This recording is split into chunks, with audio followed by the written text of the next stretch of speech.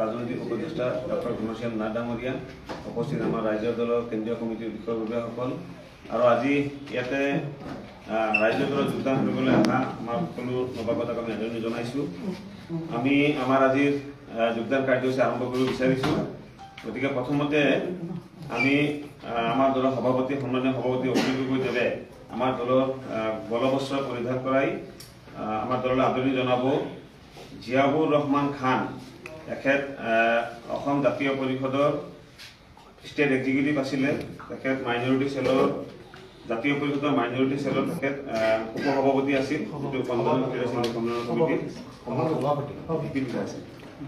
সভাপতি আছিলে। গতিকে আমি তেখেতক আগবাঢ়ি আহিবলৈ অনুৰোধ জনাইছোঁ। জিয়াউৰ ৰহমান খান তেখেত অসম জাতীয় পৰিষদৰ মাইনৰিটি চেলৰ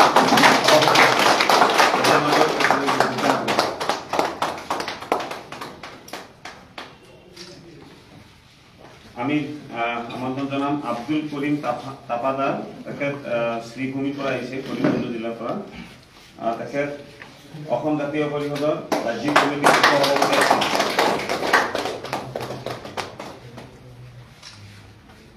আমি হীৰকজ্যোতি দত্ত, আমি তেখেতক আহ্বান জনাইছোঁ। তেখেত হৈছিলে আম আদমি পাৰ্টিৰ ছাত্ৰ সমাজৰ তেওঁ ৰাজ্যিক সম্পাদক, তেখেতে আমাৰ পাৰ্টিত যোগদান কৰিছে। আমি বিকি পেগু, তেখেত আম আদমি পাৰ্টিৰ মাজুলী জিলা সমিতিৰ সভাপতি, আমি তেখেতক আদৰণি জনাবলৈ আহ্বান জনাইছোঁ।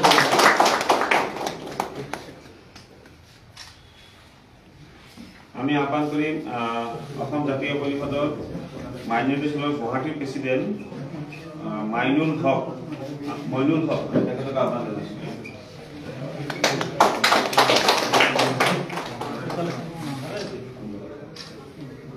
অসম জাতীয় পৰিষদৰ শোণিতপুৰ জিলাৰ ভাইচ প্ৰেচিডেণ্ট আছিলে মাইনৰিটি চেলৰ সালেহ আহমেদ, আমি তেখেতকো আগবাঢ়ি আহিবলৈ অনুৰোধ জনাইছোঁ।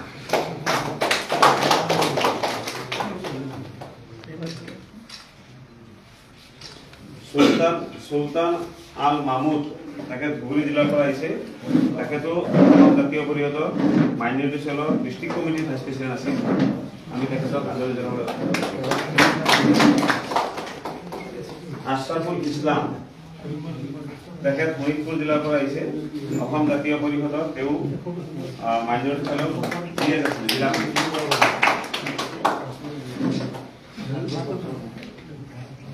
মফিজ আলী, তেখেতো শোণিতপুৰ জিলাৰ পৰা আহিছে। তেখেতো অসম জাতীয় পৰিষদৰ মাইনৰিটি চেলৰ ৱাৰ্কিং প্ৰেচিডেণ্ট আছে।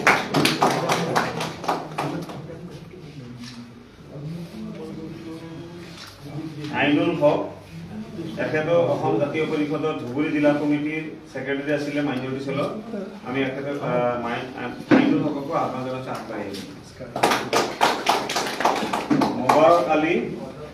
মোবাৰক আলী, তেখেতো অসম জাতীয় পৰিষদৰ মাইনৰিটি চেলৰ ভিপি ধুবুৰী জিলা কমিটি, আমি তেখেতকো। গতিকে আজি যোগদান কৰিবলৈ এখেতসকল আহিছে, এইকেইজন আহিছিলে আৰু কেইজনমানৰ নাম আছিল যে আহি পোৱা নাই এতিয়ালৈকে। গতিকে তেওঁলোক আহি পেলাই আমি আকৌ আৰম্ভ কৰি দিওঁ। গতিকে মই আমাৰ দলৰ হৈ ছাৰক নতুন সকলক আদৰণি জনাবৰ কাৰণে চমুকৈ এষাৰ ক'বলৈ বিচাৰিছোঁ।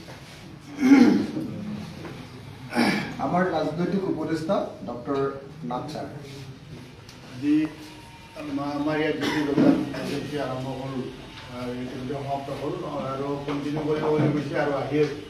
গতিকে আপোনালোক সকলোকে ৰাজ্য দললৈ মই আন্তৰিক অভিনন্দন তথা আহ্বান জনাইছোঁ যে তাৰমানে আপোনালোকে সক্ৰিয়ভাৱে ৰাজ্য দলত অংশগ্ৰহণ কৰি পেলাই কাৰণে অনাগত দিনত ৰাজ্য দলৰ খোপনিটো খুব মজবুত কৰি পেলাই সমাজত এটা বৰঙণি যাব বুলি মই আশা প্ৰকাশ কৰিছোঁ।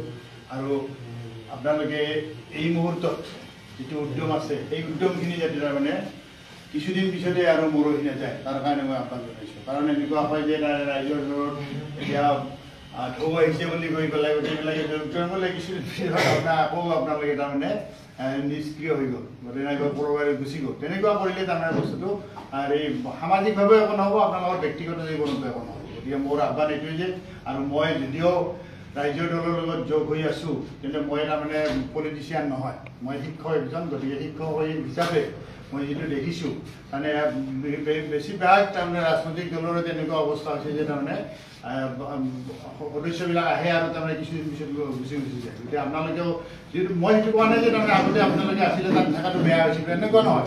গতিকে আপোনালোকে ধীৰ সুস্থিৰে যিটো ভাবি পেলাই আজি ৰাজ্য দলৰ লগত যোগদান কৰিছে, ময়ো কিছুমান কাৰ্যপ্ৰণালী দেখি পেলাই মই আকৰ্ষিত হৈ পেলাই মই ৰাজ্য দলৰ উপদেষ্টা হিচাপে আহিছিলোঁ। আৰু অখিল গগৈৰ যিটো কেলিবাৰ নাইবা যিখিনি সমাজৰ সমস্যা সম্বন্ধে তেওঁৰ জ্ঞান আছে, সেই জ্ঞান বোধে বহুত ৰাজনৈতিক দলৰ নেতৃত্ব নাই। আৰু আপোনালোকে ঠিকেই সিদ্ধান্ত লৈছে যে ৰাজ্য দলত কাৰণ এইটো হ'লে সমাজৰো কিছু কাম কৰা হ'ব, আপোনালোকৰ নিজৰো কিছু কাম হ'ব। নিজৰ কাম মানে মই এইটো কোৱা নাই যে তাৰমানে টকা পইচা ঘটি পেলাই আপোনালোকে কোটিপতি হ'ব, কিন্তু সমাজত প্ৰতিষ্ঠা হ'ব লাগিলে বহুত বস্তু লাগে। গতিকে তাৰে ভিতৰত আপোনাৰ এটা ইমেজটো ক্ৰিয়েট হ'ব নাই ৰাজ্য দলৰ মানুহকেইজন ভাল। আৰু মই সেইটোৱে বিচাৰোঁ যে ৰাজ্য দলৰ যিবিলাক নেতা নাইবা কৰ্মী আছে সকলোৱে যাতে ঠিকমতে কামবিলাক কৰে। আমাৰ দলৰ সভাপতি অখিল গগৈদেৱে আমাৰ নতুনসকলক উদ্দেশ্য কৰি মোৰ বিশেষ ক'বলগীয়া একো নাই। ছাৰে ইতিমধ্যে যিখিনি বেছিক কথা ক'ব লাগে কৈ দিলে।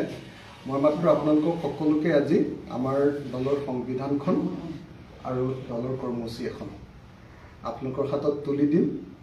সংবিধানখন আপোনালোকে এবাৰ থৰলি পঢ়ি ল'ব, কাৰণ সংবিধানখনতে দলটোৰ নীতি আদৰ্শৰ কথাখিনি একদম শৃংখলিতভাৱে আছে।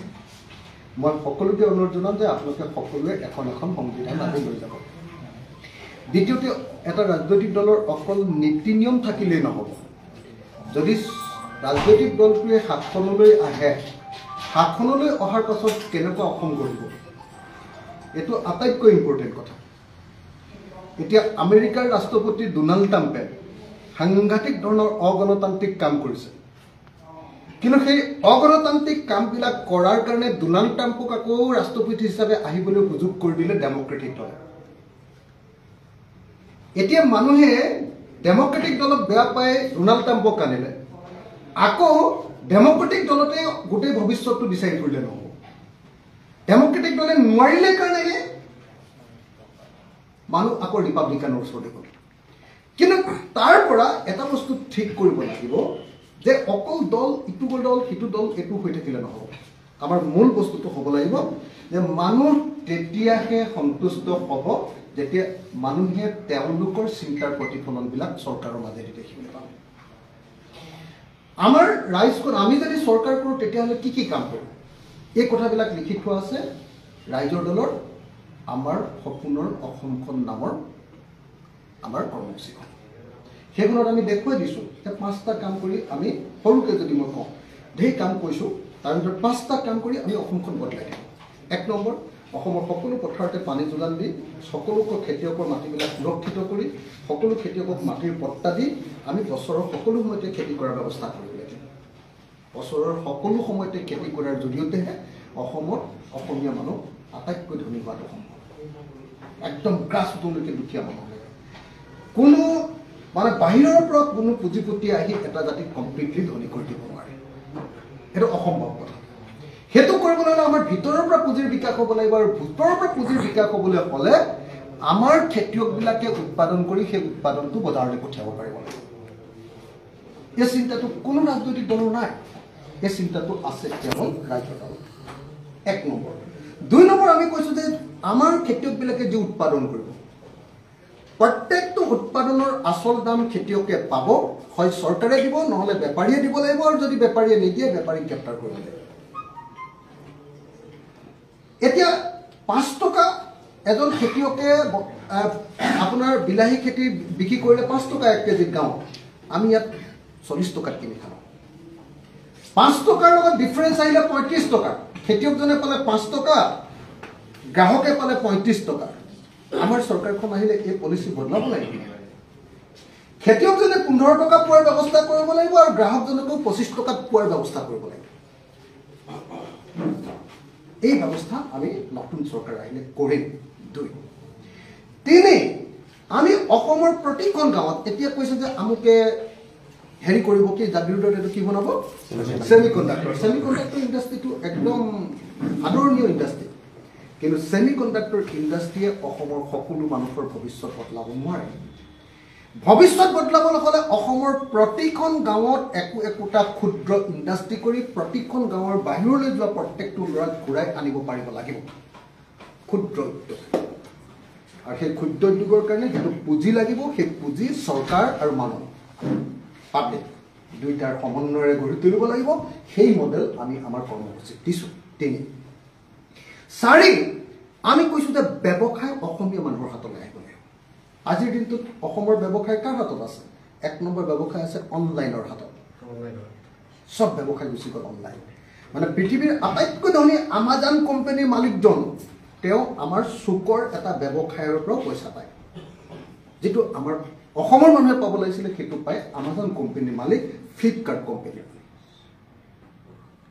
দ্বিতীয় আটাইতকৈ ডাঙৰ পইচাটো কোনে পায় দ্বিতীয় পইচাটো পায় ডাঙৰ ডাঙৰ শ্বপিং মলবিলাক এতিয়া কোনো মানুহ সৰু দোকানত নোসোমায় সোমাই শ্বপিং মল তৃতীয় ব্যৱসায়টো কাৰ ওচৰত আছে গোটেই হোলচেল ব্যৱসায়টো মাৰোৱাৰী বনিয়াবিলাকৰ হাতত অসমৰ মানুহৰ হাতত কি আছে অসমৰ মানুহ অকল উপভোক্তা বজাৰৰ পৰা কিনিবলৈ যায় আমি এই অৱস্থাটো বদলাই অসমৰ ব্যৱসায়টো অসমৰ মানুহৰ হাতলৈ আনিব লাগিব এইটো 4 নম্বৰ পলিচি 5 নম্বৰ পলিচিটো হ'ল আমাৰ 5 নম্বৰ পলিচিটো কি জানেনে আমাৰ 5 নম্বৰ পলিচিটো হ'ল যে অসমৰ সম্পদবিলাকৰ ওপৰত ভিত্তি কৰি আমি ইয়াত টুৰিজিম ইণ্ডাষ্ট্ৰীটো বনাব লাগিব টুৰিজিম ইণ্ডাষ্ট্ৰী আজি অসমৰ পাৰ কেপিটা ইনকাম ভাৰতবৰ্ষৰ ভিতৰত তলফালৰ পৰা 5 নম্বৰ 36খন ৰাজ্য আৰু কেন্দ্ৰীয় শাসিত অঞ্চলৰ ভিতৰত তলফালৰ পৰা 5 নম্বৰ পাৰ কেপিটা ইনকাম এজন মানুহৰ এবছৰৰ ইনকাম সেইটো বৃদ্ধি হ'ব পাৰে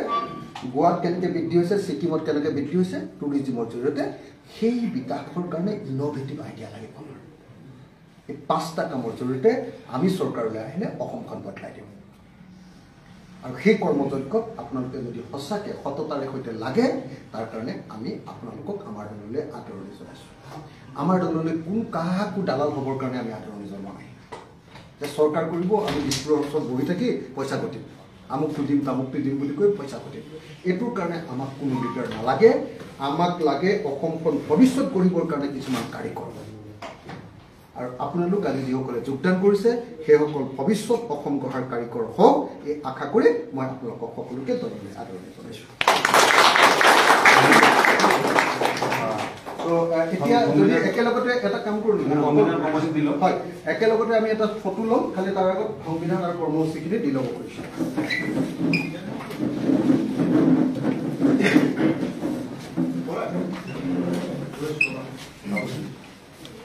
এইখন পঢ়ি নল'লে আচল মানে ৰাইজৰ দলৰ সদস্য হ'ব নোৱাৰে এইকেইখন পঢ়ি ল'লে আপোনালোকে বুজি উঠিব আচল ৰাইজৰ দল আলোচনা কৰিব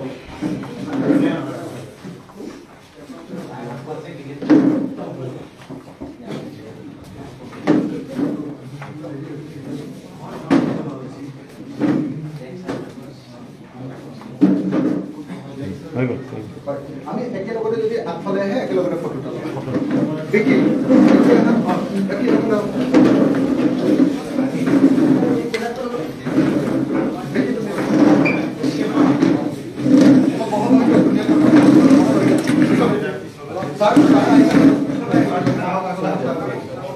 রাসেল ক'ত গ'ল রাসেল